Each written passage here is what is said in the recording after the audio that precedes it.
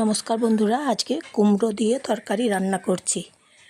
নিরামিষ কুমড়ো তরকারি 5 ফোড়ন দিয়ে রান্না করব।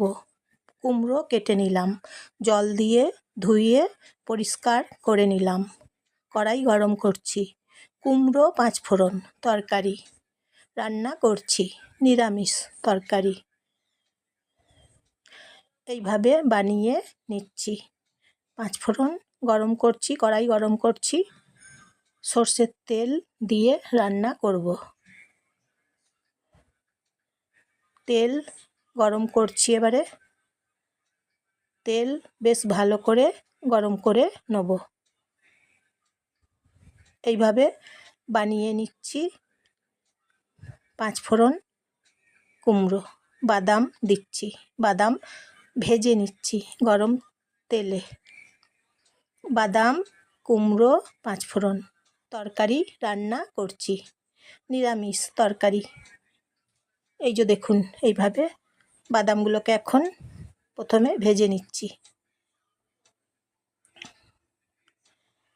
কুমড়ো ছেড়ে দিচ্ছি, বাদামগুলো ভেজে নিলাম বেশ ভালো করে। তারপর কুমড়ো ভেজে নিচ্ছি।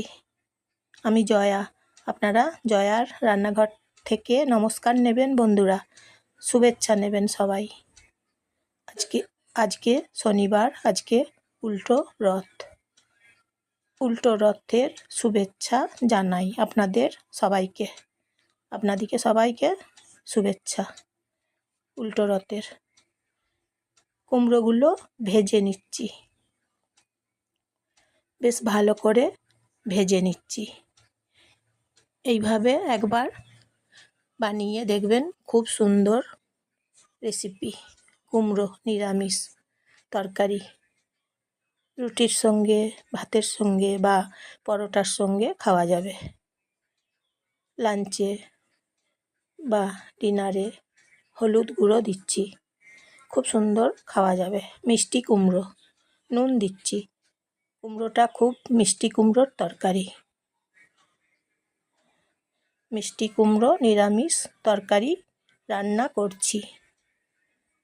তাহলে বন্ধুরা একটা লাইক করে দেবেন এবং একটা সাবস্ক্রাইব করে দেবেন বন্ধুরা।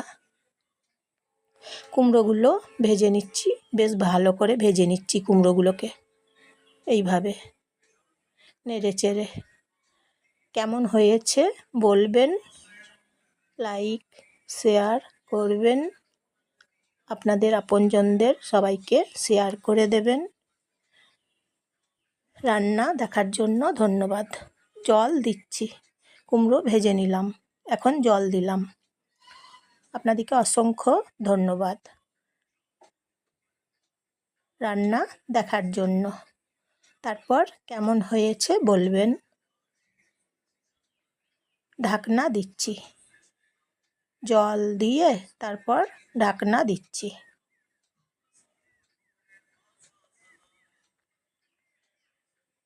ঢাকনা খুলছি এখন।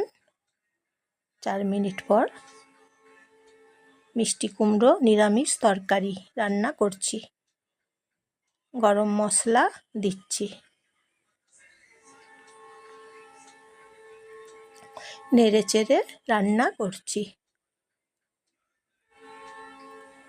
কুমড়ো নিরামিষ তরকারি, 5 ফোড়ন, বাদাম, মিষ্টি কুমড়ো নিরামিষ তরকারি। সামান্য জল দিলাম এখন, তারপর নেড়ে চেড়ে নিচ্ছি জল দিয়ে।